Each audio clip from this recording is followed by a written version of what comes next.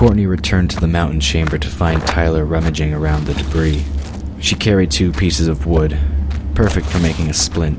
She felt rather proud of herself for coaxing the wood into this form. What are you doing? She asked, almost causing Tyler to jump. Don't do that! He admonished, embarrassed that she'd managed to catch him off guard. Sorry. She apologized, holding out the splints.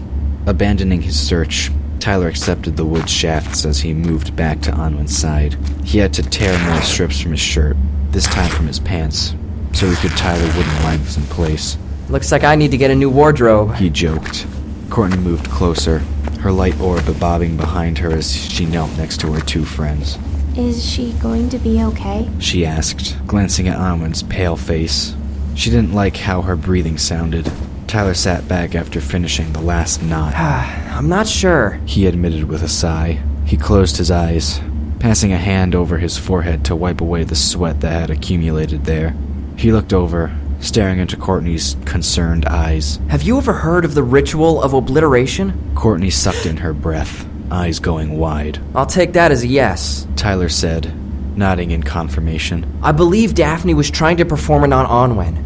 She told me a few things about what Daphne did while you were gone, and it sounded a lot like that ritual. Seeing the look on Courtney's face, he hastily added, I don't think she finished, but it was likely a near thing. Courtney felt sick inside just thinking about it. Only the highest level mages could perform something like that. She whispered. But why they'd want to, or why it was even created, I'll never know. Tyler checked on Anwen, making sure she was still breathing. Reassured, he resumed his previous search. Why do humans do many things? He asked. Because there are many things you creatures do that don't make sense. My guess is they devised it by accident, then decided to write it down in case they found someone who in their eyes deserved it. Someone who stood in their way, in the way of their goals. Courtney watched Tyler as he pulled out a long stone splinter from the mess of debris. Sounds like something the Mage Circle would use. She commented, thinking about Madame Millard. But how in the world did Daphne learn about it? Let alone how to do it? From what I understand, it takes a great deal of power and concentration to do. Not to mention the right materials. Tyler nodded as he ran his fingers down the length of the shard he'd found, searching it for impurities. I know. I'm still trying to figure out where she could have gotten the ashes of a dragon. Were they given to her, or did she steal them? The Mage Circle would guard something like that with great care, especially since there haven't been any dragons to use for that purpose. He grimaced at the thought, wondering if the remains had belonged to anyone he'd known. It was possible, and he mourned for the potential fool they belonged to. It was likely they were from a dragon who had sided with, then been betrayed by the Circle. Or, more probable, it had been one who had fallen defending the mountain. Courtney looked troubled. Goes to show you just how little I knew about her. She commented. Makes me feel like a shallow idiot. I can't believe I lived most of my life like that. Eyes closed, heart locked away where it couldn't feel. I don't want to return to that. Tyler smiled at her comment. I'm sure Anwen would appreciate it if you didn't. I know I would. He said as he moved to clear an area of floor with his hand. Now, if I could just get a message out to a friend I have, we can get out of here. I don't know if Daphne was working on her own or not. Either way, we can't stay here just waiting for the rest of the mages to show up. We have to retreat, at least for now. Agreed. Courtney said. What do you need me to do? Motioning her to stand back, Tyler knelt on the ground. Just hope I have enough energy to send this where it needs to go, and to help drag Anwen to the ruined city below. I don't know about you, but I doubt I have enough in me to carry her. The dragon turned his attention back to the long shard in his hands. He spun one end into the ground like he was trying to start a fire. Filling his lungs with air, he breathed on the fragment, causing it to glow. Like quicksilver in the mountain's bowels, deliver my message on the wings of dragons. He released the stone. It sank into the ground the moment his fingers lost contact with the glowing surface. And then it disappeared, leaving nothing behind. Not even a hole. Tyler swayed as a wave of dizziness filled him. He shook his head to try and dispel it. I have a friend on the outside that can help us. He explained as he stood with an effort. He had to steady himself by reaching out for the wall. Courtney watched him in concern as he caught himself. He'd pressed one hand against the nearest surface, looking almost as pale as Anwen did. Hey, you okay? Probably not. Tyler answered. pushing away from the wall. When I found Onwen, she was buried under all that rock. He pointed at the rubble pile. And I almost lost her. I'd use a lot more energy than I'd anticipated to bring her back from the brink, so it'll take a while for me to get back to full strength again. Blinking, Courtney contemplated the mass of rubble blocking the far end of the corridor. She shook her head. She couldn't help but wonder just what the two of them had gone through while she'd been battling the fallen outside. Whatever had happened, it made her battle suddenly feel a lot less intense than it really was. You said you sent a message? Tyler nodded as he staggered over to kneel by Onwin's side. Like I said, I have a friend on the outside. Saved his life once. He'll help us, though it might take him a while to get here. So it would be ideal if we could meet him halfway. That way we can bypass the village and the mages. Hopefully no one has decided to come investigate why the mountain shook tonight, but I'm not counting on that. He gave her a wry glance. But if we can get down to the ruined city, there's an out-of-the-way corner where we can wait for help to arrive. It'll take us a bit to reach the city, Courtney said. And we should lock the gates when we reach them. We can do that, right? Tyler nodded, patting his pocket. I may not be a keykeeper, but I do have the key. They'll be locked, just not sealed. We can come back once we're regrouped and healed. It's unfortunate, but we'll have to be ready for trouble. I wouldn't be surprised if the Circle has already realized we've reopened the mountain. And since I don't know how long we've all been here, it's hard to say how long it will take for them to get here. Courtney sighed as she moved to Onwin's side. Let's worry about that after we get out of these tunnels. She advised. One thing at a time or we'll never get anything done. They probably won't reach the city for a couple hours. Knowing Madame Millard, she'll want to go all out, and that will take time. Hopefully they won't set out until tomorrow. Tyler agreed as he moved to help her lift Onwin by the shoulders, one friend on either side of the unconscious girl. Neither mage nor dragon had enough energy or strength to carry her far. Courtney's fight had taken a lot out of her. Instead, they settled on dragging her with her legs trailing behind in the dust. After almost 2 hours, they managed to reach the front gallery. Breathing like an overused billows, the Dragon Lord leaned against the arched doorway. He tried to catch his breath with little success. Courtney did the same, leaving Onwin lying between them on the floor.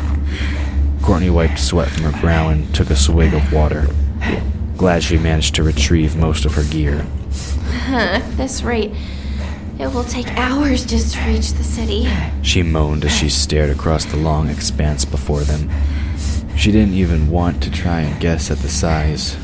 Instead, she tossed the water bottle to Tyler, who caught it with less than usual grace. I'm inclined to agree, He said, taking a sip. He squinted towards the open gateway, about a kilometer away. By that point, I believe it'll only be a couple hours from true dawn. Since we haven't seen anyone else yet, I'm hoping we won't find any unwanted visitors down there. Courtney was too tired to nod. Back to it then. She said, returning to her position at Onwin's side. The master keykeeper hadn't so much as moved while they'd rested. Any idea how long she'll sleep? Shaking his head, Tyler joined her. His legs trembled as he bent to pick up Onwin's left shoulder. Not the slightest. Let's go. It took 20 minutes to cross the front gallery. They took another break just outside the massive stone gates. Tyler warily pushed them shut and locked them with Onwin's key. They entered the courtyard with the amphitheater another 20 minutes later. Both were more than ready for another break. They paused again after crossing the ruined courtyard where Courtney had fought the manticore. The small alley leading to a side square had a lot more debris in it than it had only 24 hours earlier. It took a moment to figure out how to maneuver Onwin's limp body through the small passageway. Finally, they made it out to the courtyard where the dry fountain stood, cracked and empty. Above them, the sky began to show the first pinks of sunrise. Fumbling in his pack, Tyler found the precious dragon mead. He allowed both Courtney and himself a single sip. With the drink burning through their veins, they managed to lift Onwin to a more upright position, their shoulders underneath her arms. They moved forward once more. Since Onwin was the shortest of the three, her feet did not hit the ground. Instead, they dangled freely, though both were bone-weary. With the added benefit of the liquor, they managed to continue on. Crossing the small courtyard seemed to take forever, but instead of heading towards the main square, Tyler directed them to an outcropping of rock. It looked like a dead end, but Courtney soon realized it was a facade. Behind the rough stone sat a small, open-air passage. Stumbling for several more minutes, Tyler led Courtney down the hand-carved path. They stopped in a cave-like area. The passageway continued on, slanting downhill. Trying to be as careful as possible, Tyler and Courtney set Onwin down. Both slumped to the ground, breathless and exhausted. The effects of the dragon mead had quickly worn off. And now, we wait. Tyler breathed as he closed his eyes. Above them, the sky continued to grow lighter as the sun climbed upward. Safe in their little haven, the sun did not slant down on them. An overhang of stone protruding from the main mast kept them from the worst of the light. The shade provided a welcome shadow, perfect for sleep. As if sensing the presence of an enemy, the mountain rumbled. The ground shook, waking both Courtney and Tyler from a sound sleep. Still groggy, Courtney looked around. She noticed a wide strip of sunlight now bathing part of the open-air cavern floor.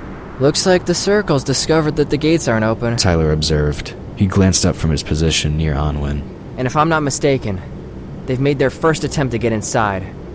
As much good as that'll do them. He felt for the key in his pocket. Without it, no one was getting inside, sealed or not. Courtney sat up as the ground shook again. She glanced around, half expecting the rock ledge above them to come rushing down. You sure we're safe here? She asked with concern. Tyler moved to check on Onwin. She not once shown any kind of response to their altered surroundings. As safe as anywhere else on the mountain. He replied. Except for inside, that is. There are wards here, just as there are at the outpost near the river. Short of the torrential downpour, we should be fine. That's reassuring. Courtney mumbled, looking skyward for any sign of clouds. The sky above, at least what she could see of it, was clear. What about your friend? I thought you said he'd be here soon. Soon to an undying is so fleeting and yet so long to one with mortal blood. He smiled with wry humor. I'm sure my friend is taking every precaution possible given the circumstances. I did have to be rather vague in my message. Anything longer would have taken too long to get there. Sleep now, and if he isn't here by sundown, we'll continue on without him. Knowing there was nothing else he could do until help arrived, Tyler moved back to his elevated post. From there he could see at least partway down either end of the trail. Courtney yawned despite her nap. Life in the village seemed like a distant memory. She found it hard to imagine a time when she wasn't on the run with Onwin and Tyler. But even that time felt like a dream. Easy for you to say, she replied. But within a few short minutes, she was asleep once more. The mountain continued to rumble restlessly for the rest of the day. Despite the constant vibrations, both Onwin and Courtney slept like the dead. Tyler dozed as best he could. He peered out from half-closed lids every time he heard an unexpected sound. Several more hours passed in the same manner. Before long, the sun began to slide down towards the opposite side of the Draconi mountain range. The shaking finally stopped altogether as the sun slid behind the horizon line. Small camps formed in the ruined city in the various courtyards. Half of the village's residents set out small tents and started cooking fires. They had trudged up the winding path under the guidance of Madame Millard and her husband. Many decades before, they had taken the same path with Tyler, only Tyler had used a different name and face back then. Madame Millard had vowed never to forget the path, and as an elite member of the Mage Circle, she had no problem navigating the spotty trail. It was almost child's play. Gathering the circle had taken some time. Madame Millard knew if the gates were open, they needed every supply possible on their end. But if the dragons had woken as well, they needed strength to subdue them. She prided herself on always being prepared. Despite her efforts to gather only those of the circle, a few others had joined their ranks. By the time they'd finally set out, Daphne's fiancé, Joseph, had joined them. Knowing Daphne had set out in that direction not more than a day before, he felt certain he'd find her there. Madame Millard saw no point in telling him she was dead. It had taken almost double the usual amount of time to hike up past the endless chasm. Having such a large party demanded they take precautions on the narrow trail. but they'd safely staged everyone in the large clearing just past the vast drop. It was at the consecrated hall that the first real assault took place. Most mortals found the confines of the obsidian walls disturbing. Under their influence, no two people felt or saw the same thing. Madame Millard led the incantations meant to mute the effects. It took a force of will to negate the unique properties of the stone. Even with limited effects, the walls still took their toll on various members of the party. Some were halted while others merely slowed down, caught up in emotions or memories they didn't understand. Joseph found himself in a mental hell he had no way to describe, outside of the darkest of depressions. It had taken several lesser members of the circle to finally enable him to move on. Even then, he staggered from the effects of the mind-numbing vision he'd experienced. He just hoped it wasn't true. From there, it didn't take long to arrive at the ruined city, and Madame Millard had no difficulty identifying which direction led to the gates. She only paused when they came upon the wreckage of the amphitheater. Shadows of the battle Courtney had fought with the fallen still lingered, if one knew where to look. For a brief moment, the Master Mage thought she saw the form of a woman in some swirling dust, but she dismissed the notion. She had more important things to worry about. Everyone in the party suffered a bout of disappointment when they arrived at the gates. Not only were they closed, but they were also barred against them.